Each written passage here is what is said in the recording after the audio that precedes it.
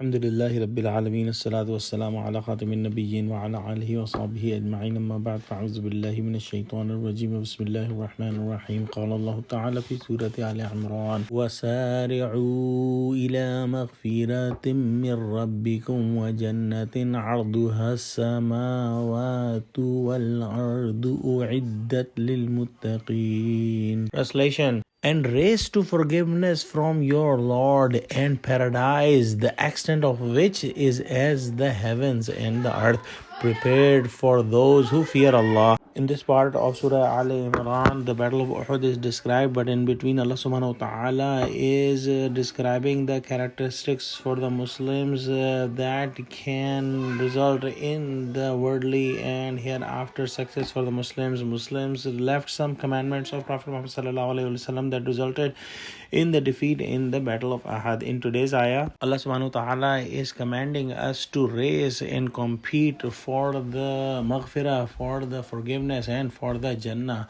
We compete in this world with each other for the worldly things, but the real competition, the fruitful competition, is the competition towards the maghfirah of Allah subhanahu wa ta'ala and for the heaven.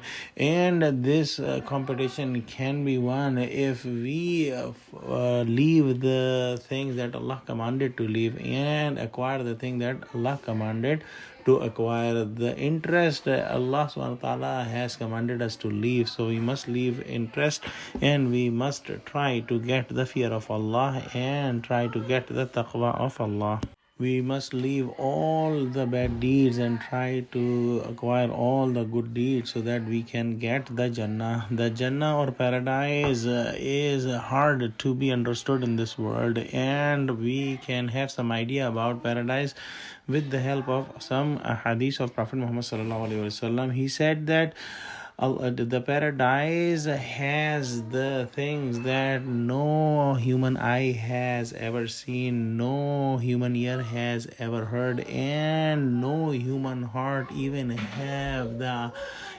the idea of those things. Paradise is made for muttaqeen, made for Muslims, and a Muslim will be very, very unfortunate if he is a Muslim in this world and does not get the paradise. In the next ayah, Allah subhanahu wa ta'ala says, الَّذِينَ يُنْفِقُونَ فِي السَّرَّاءِ وَالضَّرَّاءِ وَالْكَاظِمِينَ الْغَيْظَ وَالْعَافِينَ عَنِ النَّاسِ وَاللَّهُ يُحِبُّ الْمُحْسِنِينَ. Translation: those who spend in the way of Allah in prosperity and in adversity and restrain their anger and are forgiving toward mankind, and Allah loves who excel in goodness. Allah subhanahu wa ta'ala has given the characteristics of the muttaqeen in this ayah and the next ayah. First characteristic is that they spend in the path of Allah, whether they have lots of money and they are in prosperity, or they have very little money, or they are in adversity. Spending in the path of Allah is a characteristic that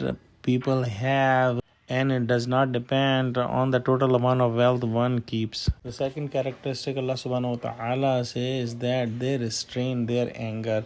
This is a very difficult thing to achieve, but it has a very high rewards. Prophet Muhammad sallallahu alaihi wasallam says that real powerful man is not the one who has a very good health, but the real powerful man or a true athlete is the one who can restrain his anger. The third characteristics of the muttaqeen is that these people are forgiving toward mankind. In a hadith it is narrated that Allah subhanahu wa ta'ala considers most honored man is the one who forgives even if he is able to take revenge. And the fourth characteristic is the ihsan. Ihsan is a condition of the heart in which a person does the worship of Allah just like if he is seeing Allah. If he is not seeing Allah, Allah is seeing him all the time.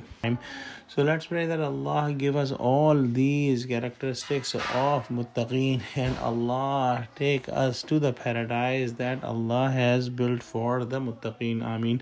Wa akhiru da'wana alhamdulillahi rabbil alameen. Assalamu alaikum wa rahmatullahi wa barakatuhu.